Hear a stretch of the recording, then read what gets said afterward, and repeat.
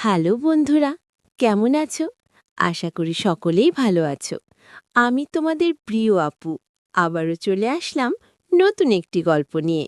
গল্পটি শেষ পর্যন্ত শুনলে তোমাদের দাঁড়িয়ে যাবে।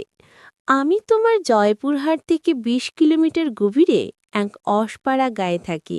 আমার পরিবারে আমার মা আর আমার বাস। পরিবারে আমরা দুজন ছাড়া আর কেউ নেই। বাবা করোনায় মারা যায়। গ্রামের সর্বদক্ষিণে আমাদের বাড়ি।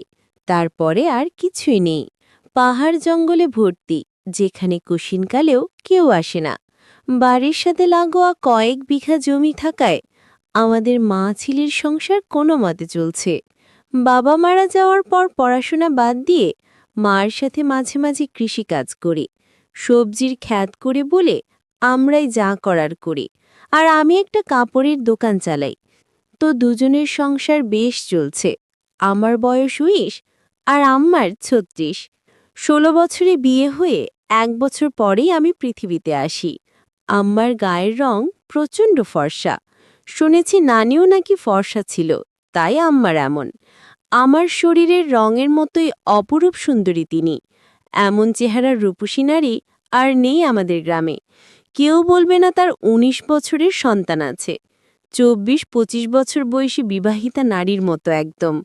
আমার সাথে আমার মনের প্রচণ্ড মিল। আমায় ভীষণ ভালোবাসে আম্মা। কখনো একটু বকাও দেয়নি জীবনে। বলে আমি তার সব কিছু। যাই হোক, আসল ঘটনায় আসি। আম্মাকে নিয়ে কখনো আমার মনে খারাপ চিন্তা ছিল না। সাধারণ মা ছেলের মতোই। তবে বয়সের সাথে সাথে নিজের বয়সের চেয়ে বড় মেয়ে ও মহিলা দেখে মনে সুপ্ত বাসনা তৈরি হতে থাকে। স্কুলে পড়ার সময় কখনো ক্লাসের মেয়েদের দেখতাম না। ম্যাডাম বা আন্টিদের প্রতি নজর যেত সবসময়। আর এখন এটা আরও বেড়ে গেছে। ১৯ বছরে অনেকেই বিয়ে করে, কিন্তু আমার এখনো হয়নি। তার ওপর কাপড় বিক্রি করে, দোকানে মহিলাদের পোশাকই বেশি। খুব কষ্টে তাদের সামনে নিজেকে সামলাই। আর তার ওপর গ্রামের একমাত্র কাপড়ের দোকান আমার বলে সবাই এখানেই আসে কেনাকাটা করতে। গ্রামের এমন কোনো মহিলা বা মেয়ে নেই যাদের ওই কাপড়ের সাইজ আমি জানি না। ভাগ্য ভালো হলে প্রায়ই মাপ নিতে গিয়ে কৌশলে হাত বুলিয়ে মনের আশ মেটাই। এমন করে আরও বেশি খালা কাকিদের প্রতি আগ্রহ বাড়ছে। এমন করেই যে একদিন আমার জীবনের মোড় ঘুরবে তা কখনো কল্পনাও করিনি। হঠাৎ এক রাতে স্বপ্নদোষ হলো। মা ছেলে দুজন মানুষ দিয়েই একটা ঘর দিয়েই চলছি আমরা। আম্মা আমার বিপরীত পাশে একটা খাকে ঘুমায়। আমাদের মাঝে চাদরের বেড়া দেয়া। তো উঠে বসে দেখি বিছানা একদম তুলিয়ে গেছে ভিজে। লুঙ্গির শুকনো অংশ দিয়ে বিছানায় ভেজাটুকু কোনো মতে মুছে টয়লেটে গেলাম। টয়লেট শেষে ঘরে ঢুকতেই হঠাৎ চোখটা আম্মার দিকে গেল, আর চোখ আটকে গেল সেদিকে।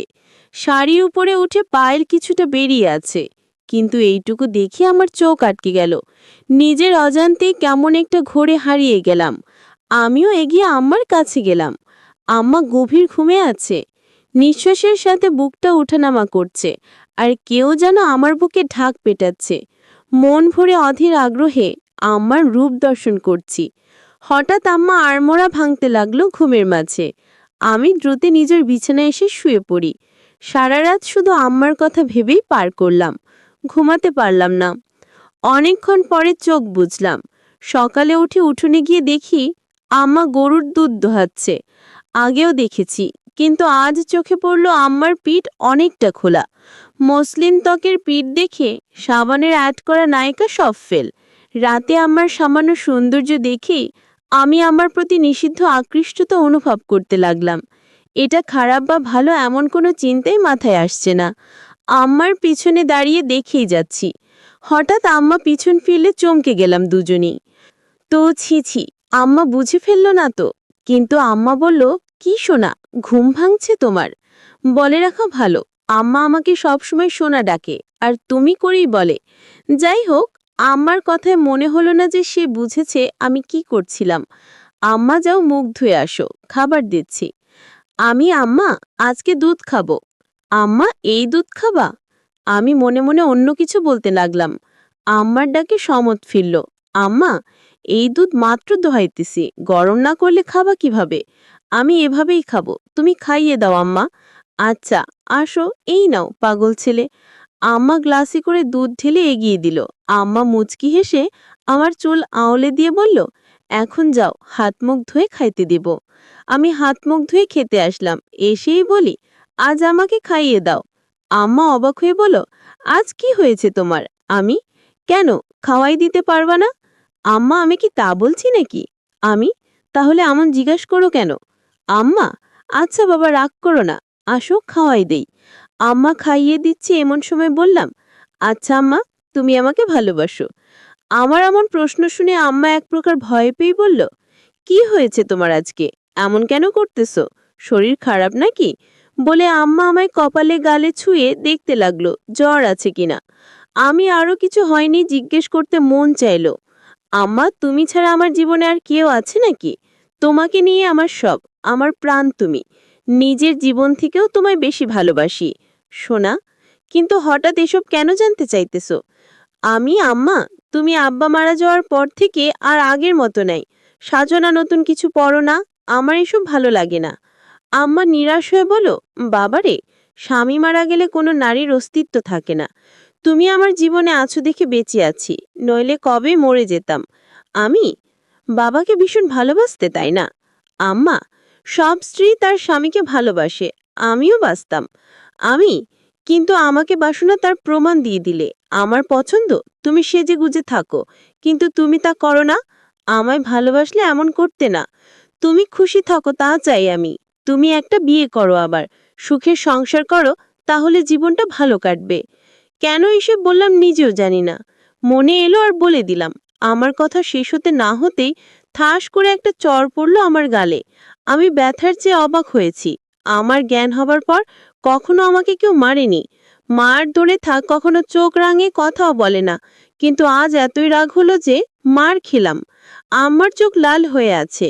কাঁদতে কাঁদতে বলল, নিজের বাবা মরে গেছে বলে মাকে অন্যের বিছানায় দিতে চাও? বোঝা হয়ে গেছি আমি, তাই না? আমাকে খাওয়াতে পড়াতে কষ্ট হচ্ছে, আমি চলে যাব, চিন্তা করো না, বলেই উঠে চলে গেল।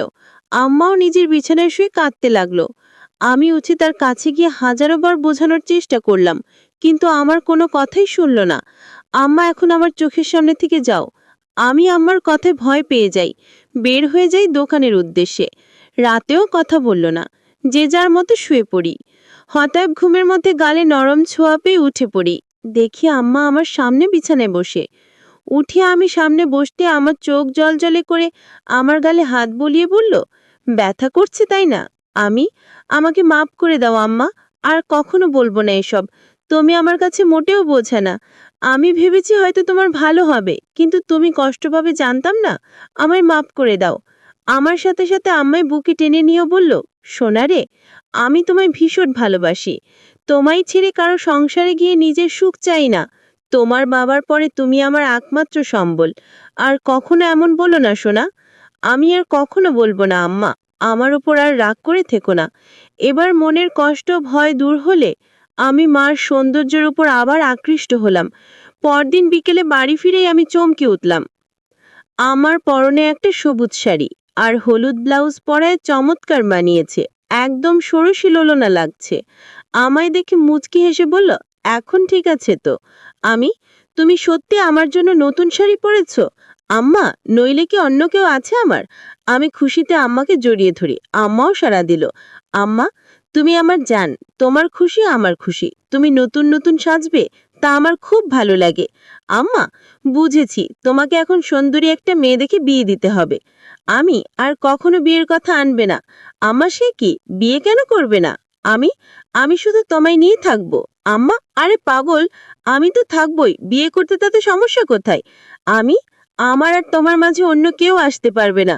আমি চাই না আমাদের মাঝে কেউ আসুক। আর কখনো বিয়ে কথা বলবে না। তুমি ছাড়া আর কাউকে নিয়ে আমি সংসার করতে চাই না। আম্মা আমার কথা মা ছেলের মমতাময় ভাব বুঝেছে, কিন্তু তা ছাপিয়েও যে আমি তার মন প্রাণ সব পাওয়াটা ভাবছি, তা তো সে জানে না। আম্মা, আচ্ছা বাবা, আর বলবো না। আম্মা কিছুক্ষণ আমায় চেয়ে দেখলো ও বলল, আচ্ছা যাই হোক, বললে না তো আমায় কেমন লাগছে? আমি একদম পরী লাগছে, তোমার মতো সুন্দরী এই দুনিয়ায় কেউ নেই। আমার লজ্জা পেয়ে বলল, আর দুষ্টু, খালি মজা করো। আমি সত্যি বলছি, আমি, বিশ্বাস করো। আম্মা, আচ্ছা আচ্ছা হয়েছে, এখন যাও গোসল করে আসো। আমি পুকুরে গেলাম গোসল করতে। বাড়িতেই পুকুর আমাদের ঘরের পাশে। আমি গোসল করে গা মুছে সেই হালকা ভেজা গামছা পরে এসে আম্মার সামনে দাঁড়িয়ে বললাম, ভিতর থেকে লুঙ্গি এনে দাও না আম্মা। হঠাৎ আম্মার চোখ খেয়াল করলাম আমার গামছার দিকে। নিচে তাকিয়ে দেখি আমার ওটা স্পষ্ট আকার বোঝা যাচ্ছে। তার মানে কি আমার তাই দেখছিল? আমি মেলাতে পারলাম না। সেদিন রাতে হঠাৎ ঘুম ভাঙলো একটা অদ্ভুত শব্দে। উঠে ভাবলাম আম্মার কাছে, দেখি বিছানায় নেই আম্মা। দরজা খোলা, হয়তো বাহিরে কোনো সমস্যা হয়েছে কিনা ভেবেই তড়িঘড়ি করে বাহিরে গেলাম। আম্মাকে ডাক দিলাম, কিন্তু সাড়া নেই। হঠাৎ একটা শব্দ এলো গোসলখানা থেকে। পুকুরে গোসল করে আম্মা, তবে মাঝে মাঝে গোসলখানাতেও করে। তাই সেখানে এগিয়ে গেলাম শব্দ খুঁজে দেখতে। এগিয়ে যেতে শব্দ বাড়ছে। হঠাৎ শব্দটি কেমন অদ্ভুত হলো। বুঝতে পারছি না এমন শব্দ কিসের জন্য করছে আম্মা। এগিয়ে গোসলখানার কাছাকাছি যেতে পর্দার ফাঁকে যা দেখতে